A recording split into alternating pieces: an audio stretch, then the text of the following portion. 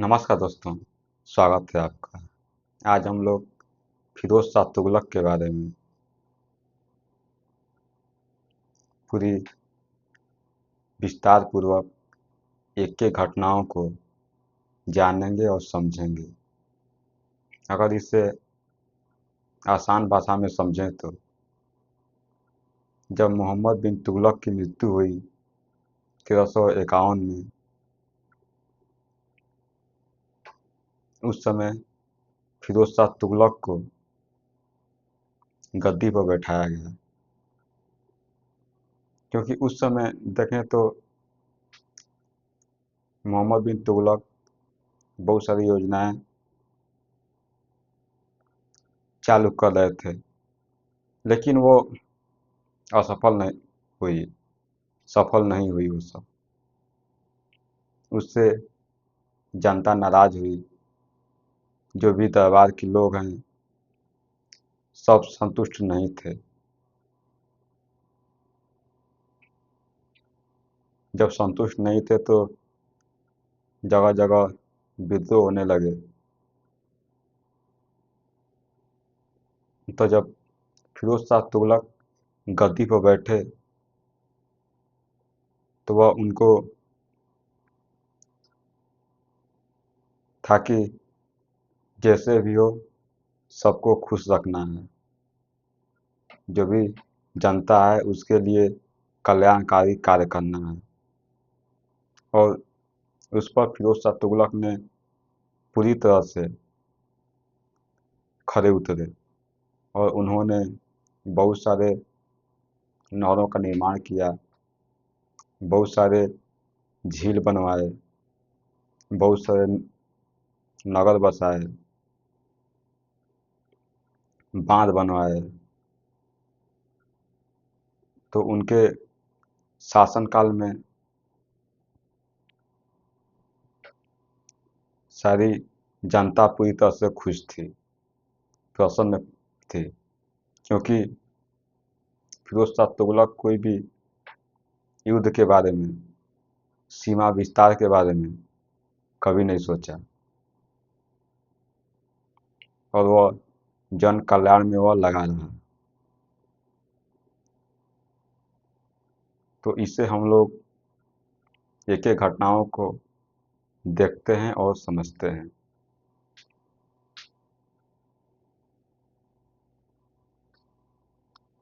दिल्ली सल्तनत का तुगलक वंश 1320 ईस्वी में गयासुद्दीन तुगलक द्वारा स्थापित किया गया। मोहम्मद बिन तुगलक की असफलता प्रयोगवादी नीतियों के बाद साम्राज्य अस्त व्यस्त हो गया।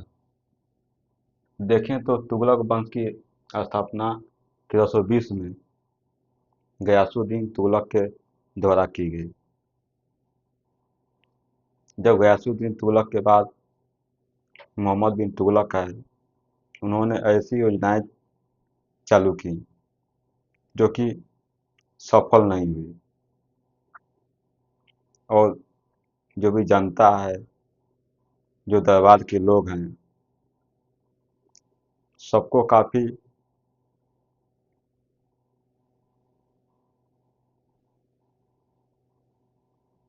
समस्याओं का सामना करना पड़ा।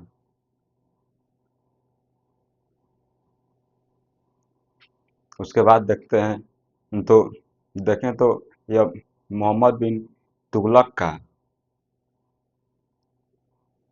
चचेरा भाई फिरोज शाह तुगलक था। मतलब कि गयासुद्दीन तुगलक के छोटे भाई का पुत्र फिरोज शाह तुगलक, मतलब मोहम्मद बिन तुगलक का चचेरा भाई फिरोज शाह तुगलक। और भी देखते हैं इसी पृष्ठभूमि में 1351 ईस्वी में फिरोज शाह तुगलक गद्दी पर बैठा। जब मोहम्मद बिन तुगलक की जब मृत्यु हो गई तो फिरोज शाह तुगलक उस समय 1351 में गद्दी पर बैठे हो। इतिहासकार उसे जन कल्याणकारी शासक और धार्मिक कट्टर दोनों रूपों में याद करते हैं। बहुत सारे इतिहासकार हैं जो कि फिरोज शाह तुगलक को जन कल्याणकारी शासक के रूप में देखते हैं। और वह धार्मिक रूप से बहुत ही कट्टर था वो, मतलब कि अपनी जो मुस्लिम धर्म है उसको बढ़ावा देता था, और बाकी धर्मों को वह बहुत ही कठोर रूप में लागू करता था, वो पेश आता था उसके साथ। तो अपने धर्म को लेकर फिरोज शाह तुगलक कट्टर था वो, मतलब अपने धर्म का सम्मान करता था और दूसरे धर्म का विरोध करता था वो। और भी देखते हैं, गद्दी पर आगमन। मोहम्मद बिन तुगलक की मृत्यु गुजरात के थड़ा अभियान 1391 ईस्वी में हुई। मोहम्मद बिन तुगलक की मृत्यु थड़ा अभियान 1351 ईस्वी में हुई, मतलब उनकी मौत हुई 51 में, मोहम्मद बिन तुगलक का। तो जब मोहम्मद बिन तुगलक की मृत्यु हो गई तो स्वाभाविक है कि गद्दी पर कोई ना कोई बैठेगा। तो जो भी दरबार के लोग हैं वह कहे कि मोहम्मद बिन तुगलक के चचेरे भाई को गद्दी पर हम लोग बैठा देते हैं। तो फिरोज शाह तुगलक को गद्दी पर बैठाया गया। और भी देखते हैं, दिल्ली लौटते समय तुगलक अमीरों ने फिरोज शाह को सुल्तान बनाया। जब दिल्ली वो लोग लौटे, जो भी अमीर हैं, जो दरबार के लोग हैं, जो लोग दिल्ली लौटे तो वहाँ पर फिरोज शाह तुगलक को गद्दी पर लोग बैठा दिए, क्योंकि उस समय सिंहासन खाली था। मोहम्मद बिन तुगलक की मृत्यु हो गई थी और यह गद्दी पर फिरोज शाह तुगलक को बैठा दिया गया, क्योंकि उस समय गद्दी खाली थी। और भी देखते हैं, वह गयासुद्दीन तुगलक का भतीजा और मोहम्मद बिन तुगलक का चचेरा भाई था। जो फिरोज शाह तुगलक है वह गयासुद्दीन तुगलक का वह भतीजा था वो, मतलब गयासुद्दीन तुगलक के छोटे भाई का वह पुत्र था वो, और मोहम्मद बिन तुगलक के चाचा का वह लड़का था, मतलब चचेरा भाई था फिरोज शाह तुगलक। और भी देख सकते हैं, उसे गद्दी पर बैठाने में अमीरों और उलेमाओं की निर्णायक भूमिका रही। जो भी अमीर हैं, जो भी दरबार में जिनका वर्चस्व बढ़ा हुआ है, स्थापित है, और जो भी मुस्लिम धर्म में बड़े बड़े पदों पर उलेमाओं होते हैं, जो कि धार्मिक गुरु कहे जाते हैं, वो लोग मिलकर और फिरोज शाह तुगलक को गद्दी पर बैठाए वो लोग। तो यहाँ पर देखेंगे तो उलेमा और अमीरों का बहुत ही महत्वपूर्ण भूमिका रहा गद्दी पर बैठाने में फिरोज शाह तुगलक को।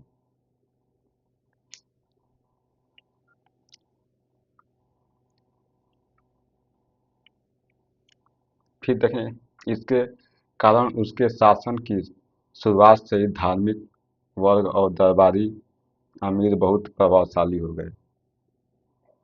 जब यह गद्दी पर बैठा तो शुरू से ही, क्योंकि जो आपको गद्दी पर बैठाए हैं उनका प्रभाव बढ़ेगा ही।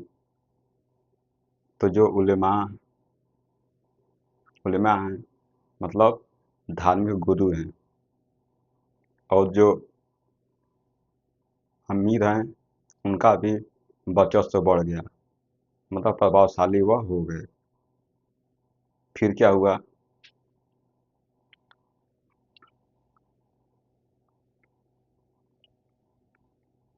फिर देखें तो प्रशासनिक नीतियाँ, जो भी प्रशासनिक नीतियाँ हैं उनमें क्या हुआ, जो टैक्स मिल रहे थे, कर किस पर लगाया गया, इसको भी हम लोग देख लेते हैं। भूमि राजस्व को खराज, जो देखें तो भूमि राजस्व खराज होता था, एक प्रकार का टैक्स होता था। जो भी गैर मुस्लिम है, मतलब जो लोग मुस्लिम नहीं हैं, किसी और धर्म के हैं, उनको खराज एक प्रकार का टैक्स लगता था, जो कि उपज का एक, 1/2 हिस्सा, मतलब 50% टैक्स के रूप में देना होता था सुल्तान को। और जो भी मुस्लिम हैं उन पर उस उष्ण देख सकते हैं यहाँ पर, और उष्ण उसर कुल कृषि उपज का लगभग 1/10 या 1/5। जो मुस्लिम हैं उन पर उसर या उष्ण नामक कर लगता था, जिनको 1/10 या 1/5 देना पड़ता था। मतलब जितना उपज हुआ आपका, उसका 1/10वां हिस्सा या 1/5वां हिस्सा देना पड़ता था जो मुस्लिम है। तो मतलब दोनों पर, जो गैर मुस्लिम हैं और जो मुस्लिम हैं, उन पर दोनों पर टैक्स लगाए गए, कर लगाए गए। हिंदू पर देखेंगे तो आधा हो गया, मतलब 50%। और जो मुस्लिम हैं उन पर 1/10 या 1/5वां हिस्सा कर के रूप में देना होता था सुल्तान को। तो आप इतना समझ गए होंगे। और भी देखते हैं, जजिया कर को सभी हिंदुओं पर लागू किया, यह तक कि ब्राह्मणों भी मुक्त नहीं रहे। एक जजिया कर होता था, उसमें सब पर लगाया गया, किसी को छोड़ा नहीं गया। यहाँ तक कि जो ब्राह्मण हैं उन पर भी जजिया का लगाया गया फिरोज शाह तुगलक के द्वारा। तो आप इतना समझ गए होंगे। और देखते हैं, इस नीति ने उसकी धार्मिक कट्टरता को उजागर किया। जो कि यह नीति है, इस नीति ने धार्मिक कट्टरता को उजागर किया। मतलब कि फिरोज शाह तुगलक बता रहा है कि हम अपने धर्म के लोगों को राहत देंगे, सुरक्षा देंगे, लेकिन जो बाकी धर्म के लोग हैं उनके साथ कठोरता से पेश आता था। आप देख सकते हैं कि जो गैर मुस्लिम हैं, जो कि आप कह सकते हैं हिंदू, क्योंकि उस समय हिंदू की संख्या काफ़ी अधिक थी, हिंदू से आप 50% टैक्स ले रहे हैं, लेकिन वहीं पर मुस्लिम के साथ देखें तो 10% टैक्स ले रहे हैं, 20% टैक्स ले रहे हैं। तो आप कहीं ना कहीं अपनी धर्म के तरफ झुके हुए हैं आप, क्योंकि 50% और 10% काफ़ी जमीन आसमान का फर्क दिखाई पड़ता है। तो यहाँ पर कहा गया कि फिरोज शाह तुगलक एक धार्मिक रूप से कट्टर है। और देखते हैं, एकता प्रणाली। अब एकता प्रणाली क्या होती है? पहले होता था कि सैनिकों को वेतन के बदले पैसा दिया जाता था उनको, लेकिन जब फिरोज शाह तुगलक गद्दी पर बैठे तो इसने कहा कि नहीं, अब वेतन नहीं मिलेगा, वेतन के ब- बदले आपको जागीर मिलेगी, मतलब भूमि मिलेगी। तो यह भूमि देने की प्रथा को यह पुनः चालू कर दिया, लागू कर दिया। देखते हैं।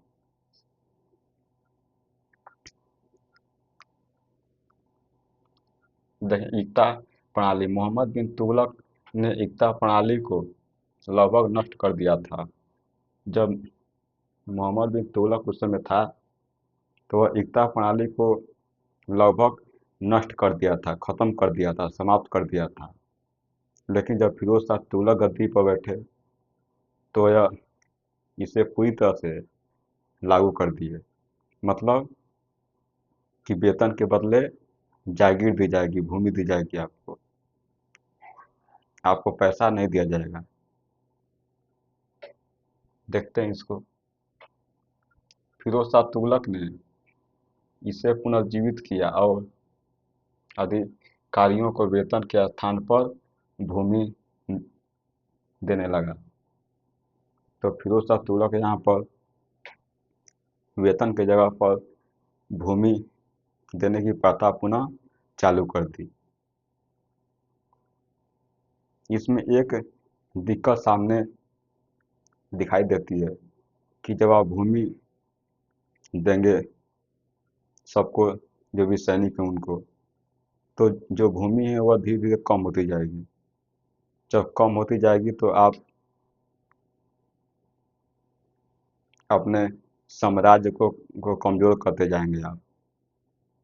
तो यह कमज़ोर होने में यह महत्वपूर्ण भूमिका निभाती है। अगर आप वेतन देंगे तो जो भी ज़मीन है आपके पास, जो भूमि है, वह क्या हो जाएगी, बची रहेगी वह, और उससे आपको टैक्स मिलता रहेगा। लेकिन जब भूमि ही खत्म हो जाएगी तो आपको टैक्स कहाँ से मिलेगा? जब टैक्स नहीं मिलेगा तो आपका जो साम्राज्य है वह कमज़ोर होता चला जाएगा वो। और भी देखते हैं इसको। तो यहाँ पर देख रहे हैं कि फिरोज शाह तुगलक भूमि देने की प्रथा यह चालू कर दिया है।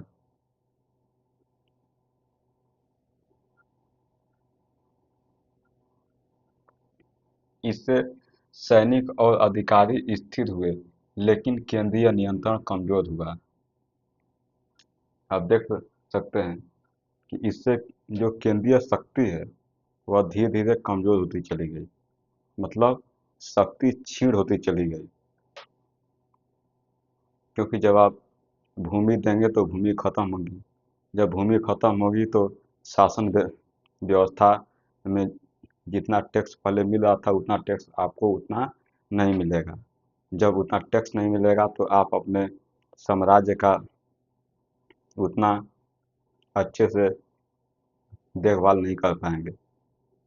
तो जब उतना अच्छे से देखभाल नहीं कर पाएंगे तो आपका जो साम्राज्य है वो धीरे धीरे धीरे कमजोर होता चला जाएगा वो। और भी देखते हैं। फिर फिर देखते हैं दस्तावेजी कलम। यह जो भी वेतन दिया जाता था, जो भी कार्य किया जाता था, ये सब लिखने का प्रथा यह चालू किया है कि जो भी कुछ होगा उसको वो लिखा जाएगा उसको। देखते हैं इसको भी हम लोग।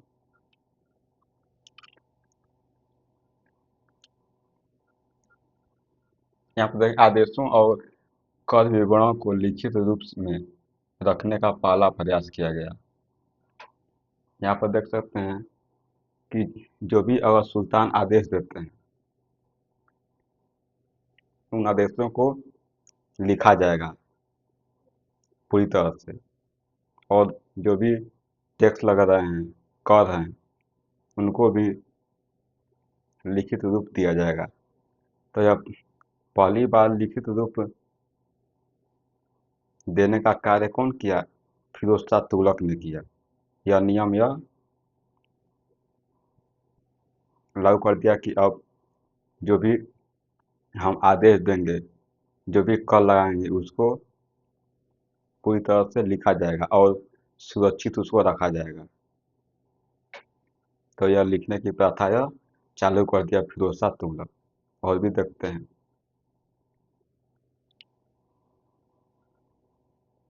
फिर आता है गुलाम प्रथा। यह फिरोज शाह तुगलक बहुत सारे गुलामों को उनको पालने की प्रथा चलाई। यह अपने शासन काल में बहुत सारे गुलामों को यह रखता था। यहाँ पर देख सकते हैं लगभग 1,80,000 यह गुलामों को रखा हुआ था। देख सकते हैं फिरोज शाह ने 1,80,000 गुलाम पाले थे। बहुत बड़ी संख्या है। 1,80,000 गुलाम यह पाले थे फिरोज शाह तुगलक। और इससे वह काफ़ी काम भी लेता था। वह आप देखेंगे कि जितने निर्माण कार्य किए गए हैं, जो जनता के लिए कल्याणकारी कार्य किए गए हैं, ये सब इन जो गुलामों के माध्यम से ही सब पूरा किया गया है। देख सकते हैं आप। और भी देखते हैं इन गुलामों का प्रयोग निर्माण कार्य, जो भी आप निर्माण कर रहे हैं, जैसे कि बहुत सारी नहरों का निर्माण कर रहे हैं आप, या फिर बहुत सारे बांध बना रहे हैं, झीलों का निर्माण कर रहे हैं आप, तो इन सबों में जो भी गुलाम रखे हैं उनको आप उसमें काम करने के लिए लगा रहे हैं। तो यह फिरोज शाह तुगलक उसको पूरी तरह से गुलामों को रखता था, बहुत उनका ध्यान रखता था। और भी देखते हैं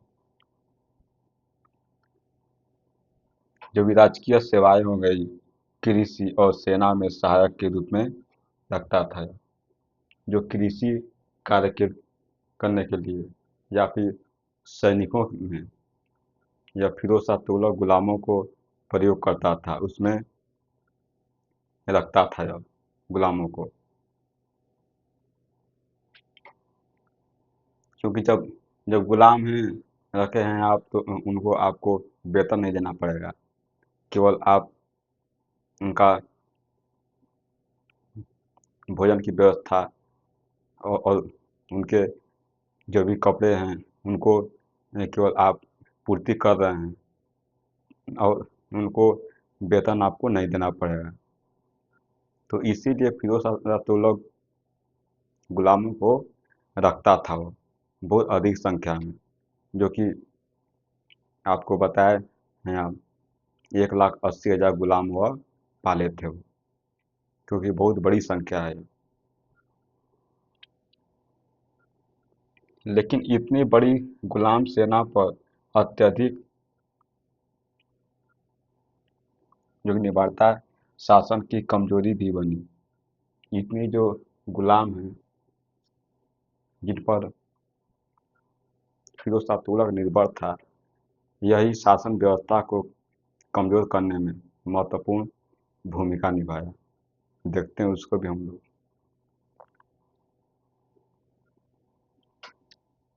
फिर देखें आर्थिक नीतियाँ। आर्थिक नीतियाँ कैसी रही उस समय फिरोज शाह तुगलक के समय, तो देख लेते हैं इसको अभी हम लोग। जो भी किसानों को कर राहत उपज का निश्चित हिस्सा ही लिया जाता था उस समय। जो भी किसान थे उस समय, किसानों से एक कर का एक निश्चित हिस्सा ही लिया जाता था। जितना कर लगा दिया गया उतना ही लिया जाता था, उससे अधिक नहीं लिया जाता था। नहीं तो पहले था कि जितना कर लगता था, टैक्स लगता था, उससे अधिक लोग किसानों से टैक्स वसूल करते थे। लेकिन यह फिरोज शाह तुगलक एक निश्चित कर के रूप में जो भी अनाज को यह लेता था वह निश्चित मात्रा में लेता था, अधिक नहीं लेता था।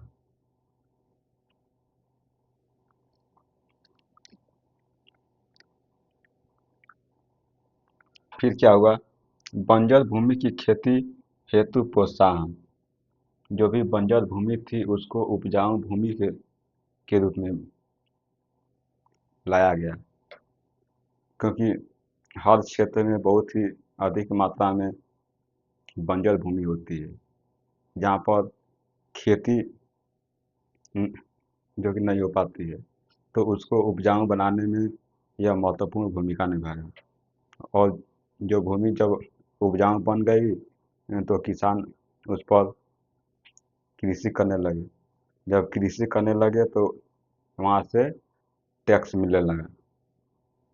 तो बहुत अधिक मात्रा में जो बंजर भूमि थी उसको भी उपयोग में लाया गया फिरोज शाह तुगलक के द्वारा। और भी देख लेते हैं हम लोग। सिंचाई के लिए नहर का निर्माण किया गया। उस समय सिंचाई के लिए, क्योंकि जब आप कृषि करते हैं तो बहुत सारी आपको पानी की जरूरत पड़ती है।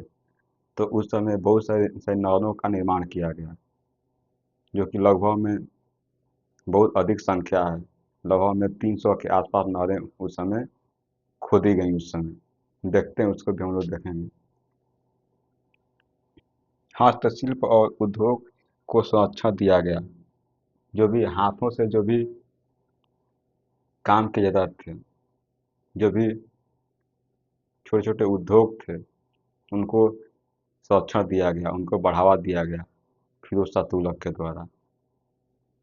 तो यहाँ पर देख सकते हैं कि हस्तशिल्प मतलब जो भी हाथों से काम किए जा रहे हैं, और जो भी छोटे छोटे उद्योग हैं, उनको फिरोज शाह तुगलक क्या कर रहा है, बढ़ावा दे रहा है। तो यह काफ़ी जन कल्याणकारी यह काम कर रहा है। जब ऐसा कोई कार्य करता है तो जो भी जनता है पूरी तरह से क्या होती है, खुश होती है वो। क्योंकि जब जनता खुश रहेगी तो आपको बहुत सारी से विद्रोह से आपको सामना नहीं करना पड़ेगा। आपकी प्रजा खुशहाल रहेगी और आपको खुशी खुशी टैक्स आपको मिलता रहेगा। और देखते हैं, सोना चांदी की कमी को दूर करने का कोई प्रयोग नहीं किया गया, जबकि मोहम्मद बिन तुगलक लगातार इसे प्रयोग करता रहा।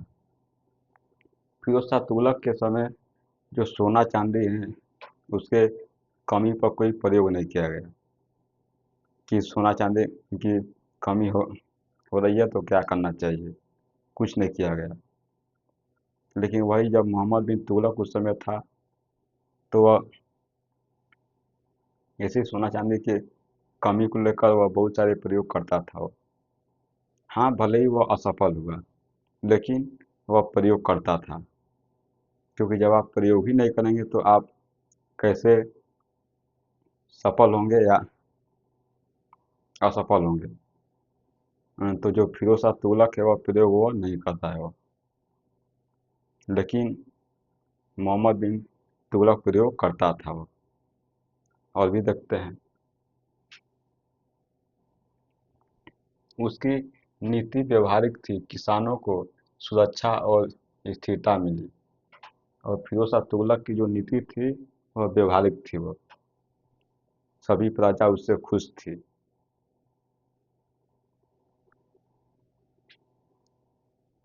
और क्योंकि जो भी किसान हैं, जो भी प्रजा हैं, उनको क्या मिलती थी, सुरक्षा मिलती थी, अच्छे उसमें काम मिल रहे थे। कोई भी किसी के साथ जोर जबरदस्ती नहीं कर रहा था, कोई भी संकट का सामना नहीं कर रहा था।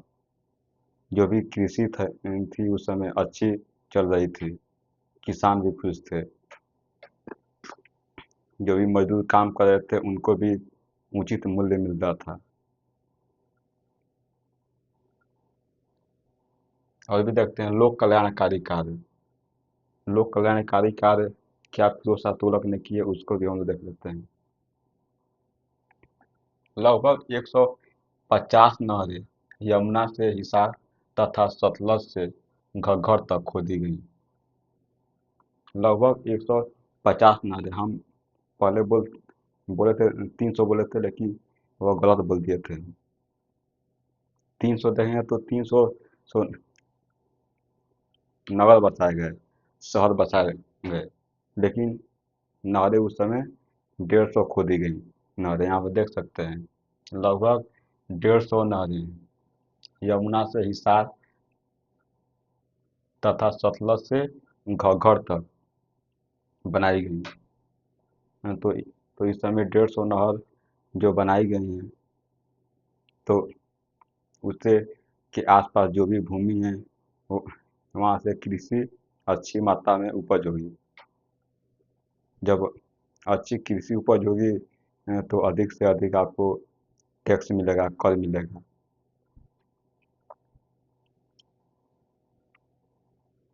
फिर फिर क्या परिणाम क्या निकले? जब 150 नहर जो बनाएगी, निर्माण हुआ, तो परिणाम क्या निकला इसका? कृषि उत्पादन में वृद्धि और नए क्षेत्रों की बसावट। कृषि उत्पादन में क्या हो गई? वृद्धि हो गई, क्योंकि फसल को समय समय पर पानी मिलने लगा। जब नहरें बनने लगी और जब बन गई नहर, तो जो भी आप खेती कर रहे हैं तो आपको समय समय पर पानी मिल रहा है। तो जब पानी मिल रहा है आपको, तो फसल क्या होगी? अच्छी होगी। जब फसल अच्छी होगी तो सुल्तान को जो टैक्स जा रहा है वह भी अधिक मात्रा में जाएगा। तो यहाँ पर जो भी कृषि है उसमें क्या हुई? वृद्धि हुई। और जो भी जो नहर के आसपास देखेंगे तो बहुत सारे क्षेत्र बसने लगे। तो क्षेत्रों का भी उस समय बहुत अधिक मात्रा में विकास हुआ। मतलब नए नए क्षेत्र उस समय बने, बसाए गए। उसको भी देख लेते हैं। नगर बसाना, लगभग 300 कस्बे शहर बसाए गए। उस समय लगभग 300 कस्बे और शहर बसाए गए। तो यह बहुत बड़ी बात है अब 300, क्योंकि इतने 300 कस्बे और शहर बसाना कोई बच्चों का खेल तो नहीं लगता है, बहुत बड़ी बात है। सार्वजनिक निर्माण, सार्वजनिक निर्माण में क्या हुआ? 40 बाग, 50 बांध, 30 झीलें बनाई गई। देख सकते हैं आपकी 40 बाग बनाए गए। बाग मतलब बगीचा, बड़े बड़े। और उस समय 50 बांध, जो पानी को रोका जाता है, 50 बांध बनाए गए, 30 झीलें बनाई गई। तो ये सब क्यों संभव हो रहा है? क्योंकि फिरोज शाह तुगलक के पास बहुत अधिक मात्रा में गुलाम हैं। तो जब गुलाम हैं तो इन सब जो भी बाग हैं, बाग की देखभाल गुलाम कर रहे हैं। और जो भी 50 बांध हैं, इसमें भी बांध को बनाने में गुलाम क्या हो रहे हैं? प्रयोग किए जा रहे हैं, इसमें काम कर रहे हैं। केवल आप उनको खिला पिला रहे हैं और उनको आप वेतन तो दे ही नहीं रहे हैं, क्योंकि आप गुलाम पाले हुए हैं। और 30 झीलें बनाएं। फिरोज शाह तुगलक के समय 30 झीलें बनाई गई। तो ये सब जो गुलाम हैं या काम आ रहे हैं, क्योंकि आप जितने बाग देख रहे हैं, बांध देख रहे हैं, नहरें देख रहे हैं, झीलें देख रहे हैं, ये सब जितना अधिक गुलाम रहेंगे उतना अधिक काम होगा। तो यह सारे काम फिरोज शाह तुगलक गुलामों के माध्यम से यह करा रहा है। और भी देखते हैं। सड़कें, पुल, सराय और धर्मशालाएं बनाई गई। बहुत सारी सड़क बनाए गए, बहुत सारी पुल बनाए गए, बहुत सारी सराय बनाए गए। सराय का मतलब होता है कि जब कोई लंबा रास्ता होता है तो रास्ते के बीच बीच में कुछ वैसे स्थान बनाए जाते हैं जहाँ पर लोग कुछ समय बिता सके, रात अपना गुजार सके वहाँ पर। तो उस समय बहुत सारे सराय बनाए गए। मतलब कि वो रुकने ठहरने का वो स्थान होता है, सराय। और देख सकते हैं यहाँ पर धर्मशालाएं बनाई गई। जो भी धर्म धर्मशाला में देखे होंगे आप कि धर्मशाला वैसा होता है कि जो भी गरीब लोग हैं वह जाकर वहाँ पर रहते हैं। और मतलब कि जिनके पास घर नहीं है रहने के लिए, तो वो लोग धर्मशालाओं का क्या करते हैं, उपयोग करते हैं वो लोग। तो फिरोज शाह तुगलक बहुत सारे धर्मशालाएँ बनवाए और भी देखते हैं। फिर मदरसे और अस्पताल, बहुत सारे मदरसे बनाए गए जो कि पढ़ने के लिए। और जो उस समय देखेंगे तो डॉक्टर तो उस समय नहीं थे, उसमें वैद्य कहे जाते थे। उसमें अस्पताल भी बहुत सारी मात्रा में बनाए गए। तो जो कार्य कर रहा है फिरोज शाह तुगलक, बहुत अच्छा कार्य कर रहा है, जन कल्याण के हित में कार्य कर रहा है। और भी देखते हैं सांस्कृतिक या लोक कल्याणकारी शासक को दिखाता है। ये सब जितने निर्माण कार्य किए गए, यह एक लोक कल्याणकारी शासक को दिखाता है। और भी देखते हैं सांस्कृतिक और धार्मिक नीति। सांस्कृतिक और धार्मिक नीति देख लेते हैं हम लोग। वह कट्टर सुन्नी मुसलमान था। वो जो फिरोज शाह तुगलक था, यह कट्टर सुन्नी मुसलमान था। मतलब कि अपने धर्म को सबसे अधिक बढ़ावा देता था। अपने धर्म को काफ़ी भी अधिक मात्रा में वह सुरक्षा देता था, लेकिन बाकी धर्मों को कठोरता से पेश आता था। शरिया कानून को सख्ती से लागू किया। देखेंगे तो मुस्लिम में शरिया होता है। शरिया का मतलब कि मुस्लिम का कानून। तो यह मुस्लिम धर्म के जो भी कानून हैं, शरिया हैं। शरिया का मतलब जैसे कि आप संविधान इस समय देख रहे हैं, वैसे ही मान लीजिए कि मुस्लिम धर्म का कानून मतलब शरिया। तो यह शरिया को भी उस समय लागू किया और सख्ती से पूरी कठोरतापूर्वक लागू किया है। और भी देख लेते हैं जजिया कर ब्राह्मणों पर भी। जजिया कर उस समय जो ब्राह्मण हैं उनसे भी वसूला गया। मतलब फिरोज शाह तुगलक जो ब्राह्मण हैं उनको भी नहीं छोड़ा। मतलब यह सबसे वसूल रहा है। मंदिरों का विध्वंस, मूर्तियों को तोड़ना। जो मंदिरें जो मंदिर हैं उनको विध्वंस कर रहा है, नष्ट कर रहा है। जो मंदिर जो भी मूर्तियां हैं उनको भी तोड़ रहा है। तो यहाँ पर यह हुआ कि अपने धर्म का संरक्षण कर रहा है, लेकिन फिरोज शाह तुगलक दूसरे धर्म को का जो भी मंदिर हैं उनको नष्ट कर रहा है। मतलब उनका विरोध कर रहा है, वो समर्थन नहीं कर रहा है, उनसे दूरियां बना रहा है वो।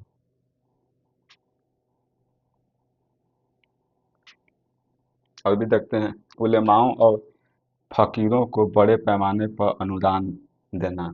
जो उलेमा हैं, जो कि मुस्लिम धर्म के जो गुरु हैं, उनको काफ़ी अनुदान दे रहा है। जो फ़कीर हैं उनको भी अनुदान दे रहा है। अनुदान का मतलब होता है कि सहायता राशि। जब किसी को सहायता राशि दे रहे हैं, लेकिन उसके बदले में आप उससे कुछ नहीं ले रहे हैं, तो वही अनुदान होता है। हिंदुओं के प्रति असहिष्णु परंतु मुस्लिम प्रजा के प्रति उदार। यहाँ पर देख सकते हैं कि हिंदुओं के प्रति काफ़ी कठोर रूप से वह पेश कर पेश आ रहा है। मतलब जो भी हिंदू लोग हैं उनके साथ कठोरतापूर्वक व्यवहार कर रहा है, लेकिन मुस्लिम के साथ उदारपूर्वक व्यवहार कर रहा है। तो यह अपने धर्म के लिए काफ़ी उदार है, संरक्षण दे रहा है, लेकिन दूसरे धर्म को वह कठोरता से पेश आ रहा है।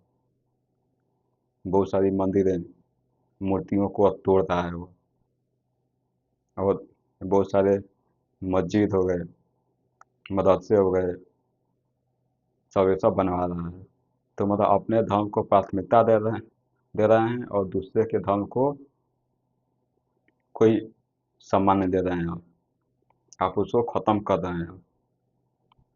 और भी देखते हैं, हिंदुओं के प्रति असहिष्णु परंतु मुस्लिम प्रजा के प्रति उदार। इतना समझ गए होंगे आप।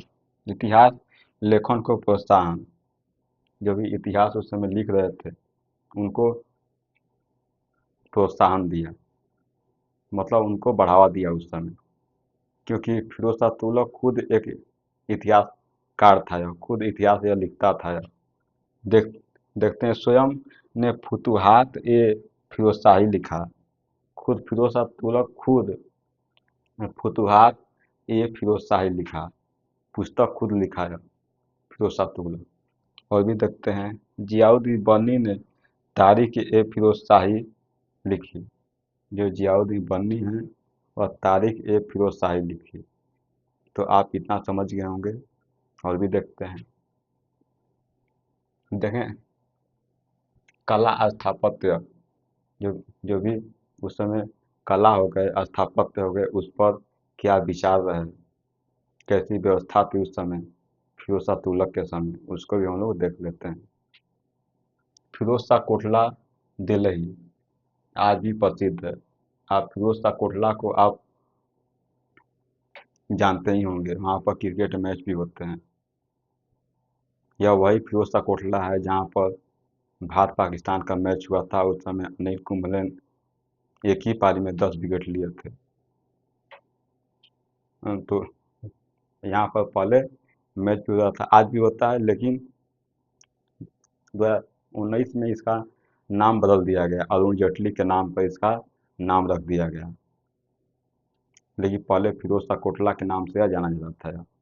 और भी देखते हैं, हिसार नगर की स्थापना, जो फिरोज शाह तुगलक है वह हिसार नगर की स्थापना भी किया हुआ।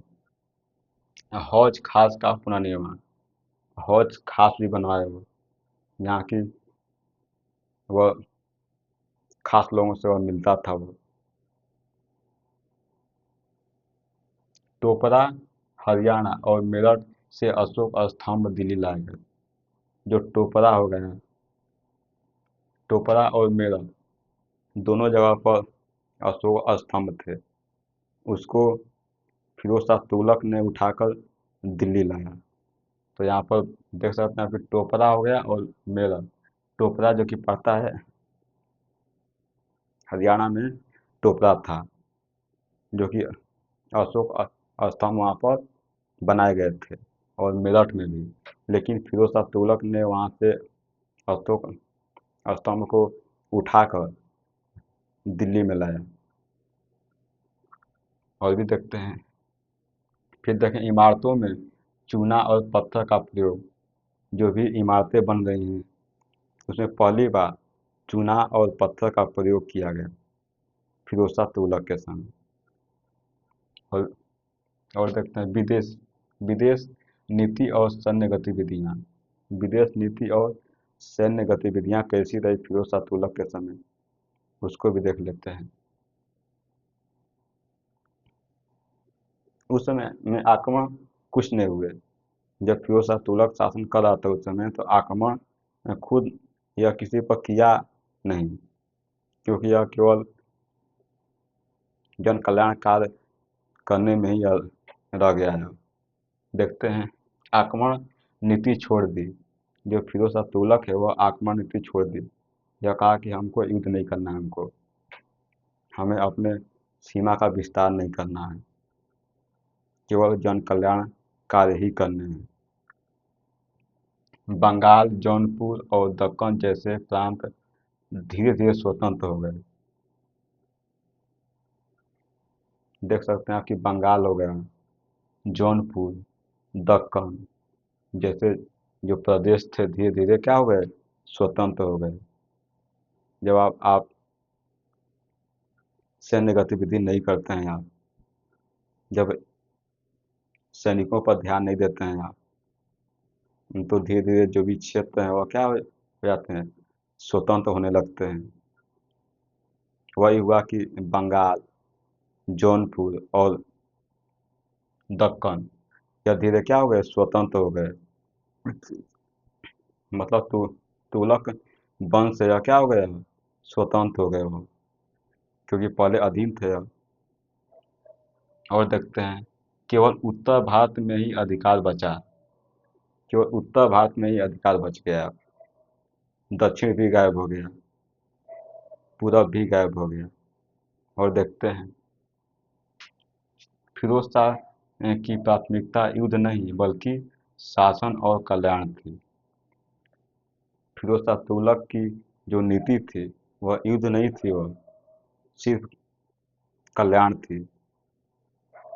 जनता का भला चाहता था केवल यह, शासन और कल्याणकारी शासन। और वही पूरी तरह से हम लोग को देखने के लिए सब मिल रहा है सब। फिरोज शाह की कमजोरियाँ, फिरोज शाह का कमजोरी क्या था उसको भी हम लोग देख लेते हैं। अत्यधिक धार्मिक कट्टरता, हिंदुओं से दूरी। अत्यधिक धार्मिक या कट्टरता, कट्टर प्रवृत्ति का था यह। मतलब अपने धर्म की सम्मान करता था वो, लेकिन दूसरे के धर्म का वह विरोध करता था वो। तो और जो हिंदू थे उससे काफ़ी क्या हो गई, दूरियां बन गई, क्योंकि हिंदुओं के मंदिर, मूर्तियों को बहुत अधिक मात्रा में यह तोड़ दिया है। तो फिरोज शाह तुगलक से जो हिंदू थे वो काफ़ी भी अधिक दूरी बना गए वो, क्योंकि यह केवल मुस्लिम धर्म को यह प्राथमिकता देता था, बाकी धर्मों को यह कोई भी सुरक्षा प्रदान नहीं करता था, उनको नष्ट करने पर यह लगा हुआ था। और भी देखते हैं उलेमाओं और अमीरों पर निर्भरता, केंद्रीय सत्ता कमजोर हो गई। यह फिरोज शाह तुगलक उलेमाओं और अमीरों, क्योंकि यह देखेंगे तो फिरोज शाह तुगलक को गद्दी पर यही बैठाए थे, उलेमा और अमीर जो थे वही दोनों मिलकर फिरोज शाह तुगलक को गद्दी पर बैठाए। और यह काफ़ी लंबे समय तक यह इनके प्रभाव में रहा। जो अमीर हैं, उलेमा हैं, उनके अधीन यह कार्य करता रहा है। तो फिरोज शाह तुगलक की यह सबसे बड़ी कमजोरी थी यह, जो कि सामने देखने को मिली। और देखते हैं दक्षिण और पूर्वी भारत पर नियंत्रण खो बैठा। जो दक्षिण भारत है और पूर्वी भारत है, यहाँ पहले नियंत्रण था, लेकिन धीरे धीरे स्वतंत्र हो गए वो, क्योंकि फिरोज शाह तुगलक सैनिक व्यवस्था पर उतना ध्यान नहीं दे रहा है, वह केवल जन कल्याण कार्य करने में ही लगा हुआ है। तो जो भारत का में दक्षिण का क्षेत्र था और जो पूरब का क्षेत्र था, यह धीरे धीरे तुगलक वंश के हाथों से यह निकल गया। केवल उत्तर का ही क्षेत्र बचा फिरोज शाह तुगलक के पास। और भी देखते हैं उसके बाद वंश कमजोर हुआ और 1398 ईस्वी में तैमूर का आक्रमण हुआ। धीरे धीरे क्या हो गया, धीरे जो वंश है वह कमजोर होता गया। 1398 में तैमूर का आक्रमण हुआ। मृत्यु और उत्तराधिकार, मृत्यु 1388 में हुई। फिरोज शाह तुगलक की मृत्यु क्या हो गई, 1388 में हो गई। उत्तराधिकार अक्षम रहे, जो उत्तराधिकारी इनके जो भी उत्तराधिकारी आए वह उतने सक्षम नहीं रहे, वो कमज़ोर रहे। जब कमज़ोर रहेंगे तो शासन व्यवस्था लंबे समय तक नहीं चल पाएगी। तो यहाँ पर देखें तो उत्तराधिकारी क्या रहे, कमज़ोर हो गए।